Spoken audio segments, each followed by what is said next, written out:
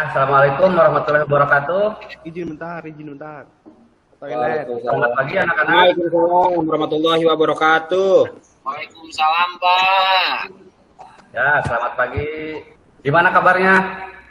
Sehat? Alhamdulillah sehat, Pak. Alhamdulillah sehat. Ya, alhamdulillah. Kita semua masih diberikan kesehatan sehingga pada pagi hari ini kita bisa melaksanakan pembelajaran sebagaimana mestinya. Sebelum kita mulai pelajaran, silakan ketua kelas untuk memimpin doa terlebih dahulu. Sebelum memulai kegiatan hari ini, marilah kita berdoa supaya kegiatan hari ini berjalan lancar.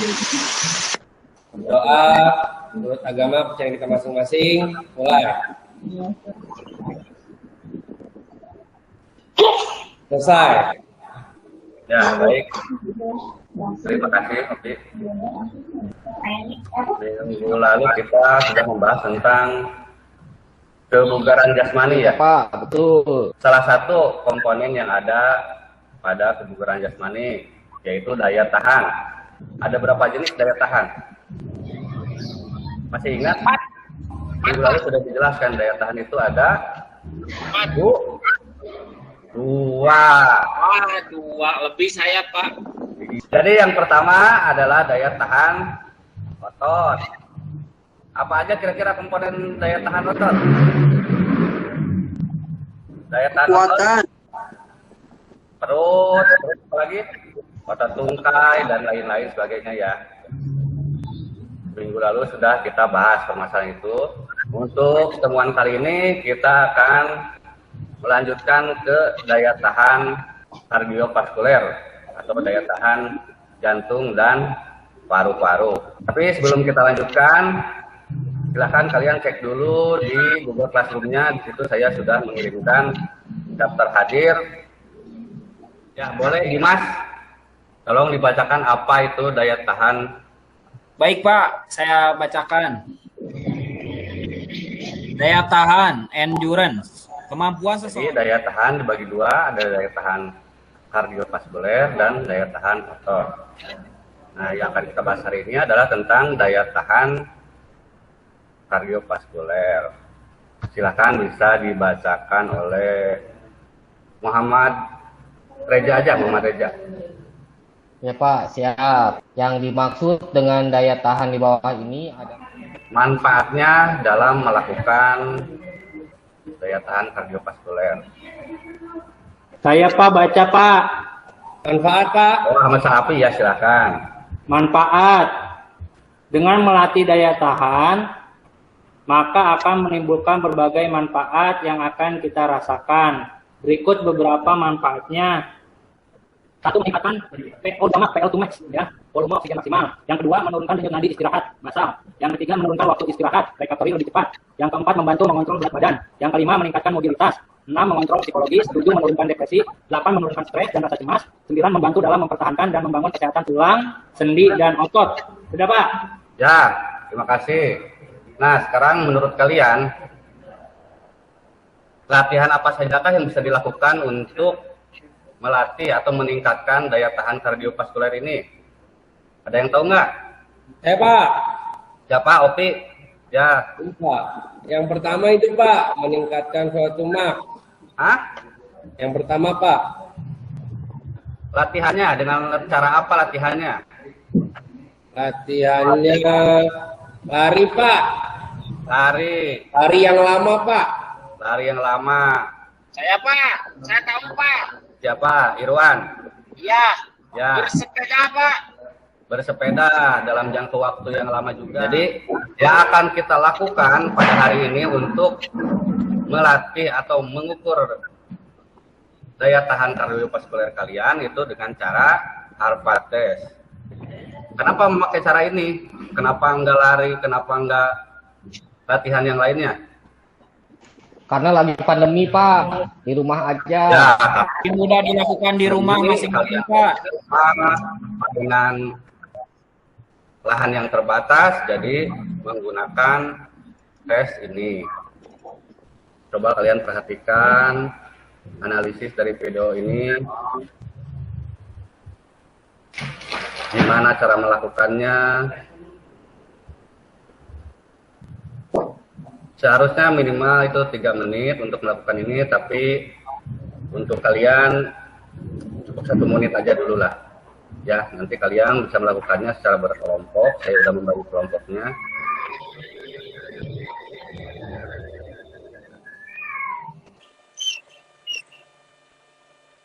Ada yang mau ditanyakan nggak? Kecepatan ini Pak, iramanya naik turunnya Pak. Oh, kecepatan itunya. Latihan ini itu menggunakan metronom. Jadi dengan menggunakan metronom kita bisa mengatur ritme dari naik turunnya tersebut. Jadi selalu stabil dari menit awal sampai ke akhir, itu stabil terus. Kalau memang di rumah kita tidak punya metronom, kalian kan punya HP. Nah, di situ kalian bisa download aplikasi yang namanya Natural Metronom di Play Store. Jadi bentuknya seperti ini, nanti kalian bisa mengukur atau mengatur dari kecepatannya, mulai dari 96 bit sampai sekuatnya kalian. Makin gede bitnya itu makin cepat gerakannya. Jadi kalau untuk awal-awal kita setting ke 96 bit aja dulu. Ya. Nah, jadi ini alat-alat yang dibutuhkan.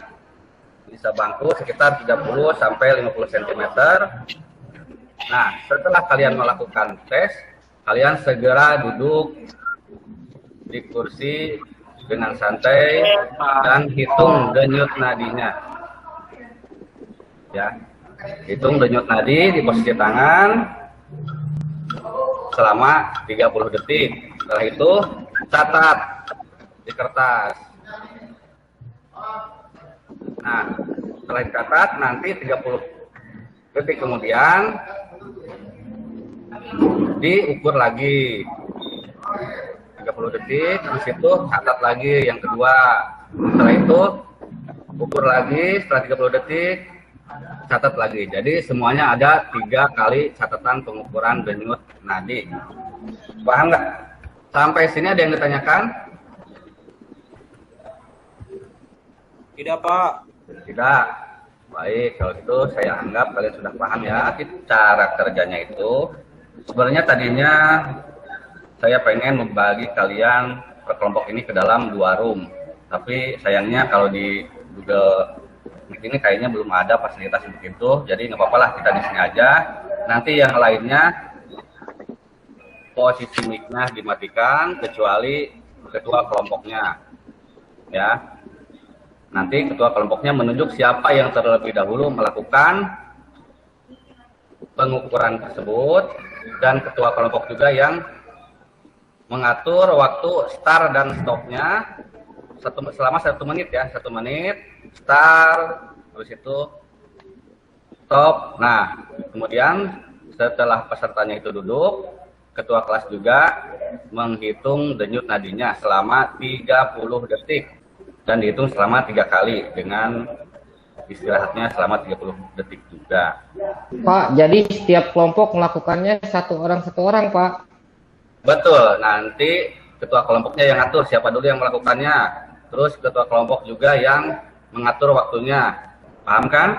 Paham, nah, setelah itu catat semua catatannya, nama, ini berapa waktunya, waktu pertama, pengukuran berapa, kedua sampai ketiga. Jadi ada 3 kali perhitungan nadi, ya. Ya Pak, ambil pulpen dulu Pak. Boleh. Ya, kalau sudah paham silahkan kalian boleh mulai ya, sambil yang lainnya memperhatikan. Kalau misalkan ada gerakan yang salah atau yang gimana, nanti di akhir boleh diungkapkan ya. Dan hasil dari pengetesan ini juga nanti kalian presentasikan berapa yang kalian dapat, terus nanti kita masukkan ke dalam rumus ya. Oke Pak Dimas, saya yang bilang siap ya. Mulai ya Pak Dimas ya. Ya, yang pertama di kelompok 2 Salapi. Kelihatan nggak Pak? Yang pertama di kelompok Ya. 1 Dimas. Siap. Kelihatan Pak. Tunggu ya Pak ya. Oke Pak. Oke Reja. Apakah mendengar Tunggu suara ya. saya, Dimas? Reja, kaki aku udah kelihatan belum ya? Udah, siap. 3, 2, 1, mulai. 3, 2, 1, mulai.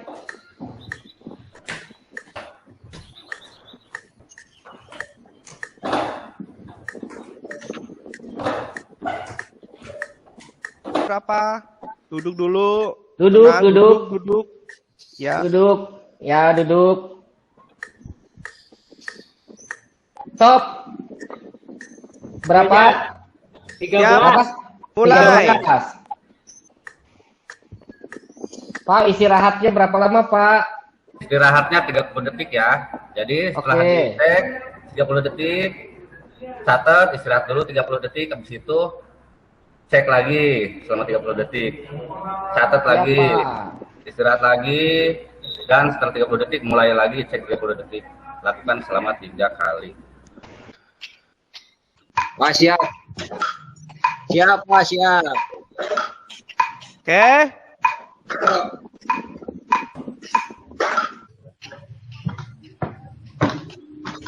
Stop. Stop. Abbas, Dep. Abbas yang bener nih Abbas. Abbas, berapa Abbas? Kalau udah silakan. Apaan berapa aja dari kelompokmu hasilnya? Dimas 14, 14, 12. Nanti dari ketiga itu dimasukkan pengukuran yang pertama masuk ke DN1, pengukuran yang kedua masuk ke DN2, pengukuran ketiga masuk ke DN3 ya. Masukkan ke rumus tersebut, hitung. Kalau misalkan hasil perhitungan itu kurang dari 55, berarti kebugaran daya tahan kardiovaskulernya masih kurang. Kalau antara 55 sampai 64 berarti kemampuannya sedang. Kalau antara 65 sampai 79 cukup, antara 80 sampai 89 baik, dan 89 ke atas itu sangat baik. Jadi nanti kalian bisa hitung sendiri, kalian bisa baca lagi kalau belum jelas. Materinya sudah saya share di Google Classroom, terus LKPD-nya juga di sana. Nanti jangan lupa isi LKPD-nya. Terus tadi saya melihat kalian tidak melakukan pemanasan, padahal kalian itu udah SMA. Jadi kalau misalkan untuk pemanasan sama pendinginan itu harusnya udah menjadi kebutuhan diri sendiri ya. Jadi jangan perlu harus saya suruh atau saya instruksikan. Jadi kalian bisa melakukannya sendiri sebagai itu kebutuhan kalian setiap akan melakukan pembelajaran. Jadi saya harap minggu berikutnya kalau tiap mau olahraga kalian bisa sebelum praktek itu langsung melakukan pemanasan terlebih dahulu ya. Baik Pak, siap.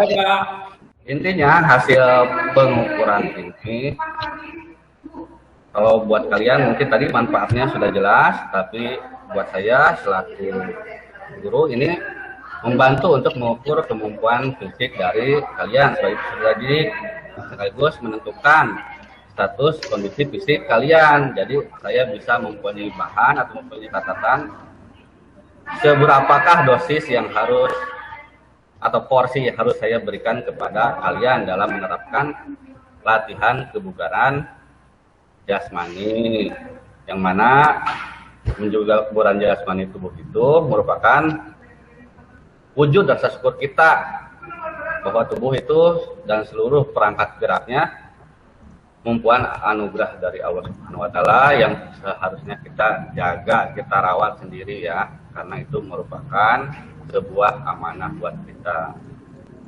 Jangan dirusak-rusak tubuhnya dengan hal-hal yang negatif. Ya, sampai sini ada yang ditanyakan? Cukup, Pak. Ya, kalau tidak ada, silahkan sebelum kita tutup bisa berdoa dulu. Ya, terima kasih. Saya juga ucapkan terima kasih kepada kalian yang sudah dengan begitu baik kalian melakukan pengukuran dan kalian sudah bisa mempraktekannya secara mandiri ya tadi. Akhir kata saya tutup dengan ucapan hamdalah alhamdulillahirabbil alamin. Sampai ketemu di pertemuan berikutnya. Assalamualaikum warahmatullahi wabarakatuh. Waalaikumsalam warahmatullahi wabarakatuh.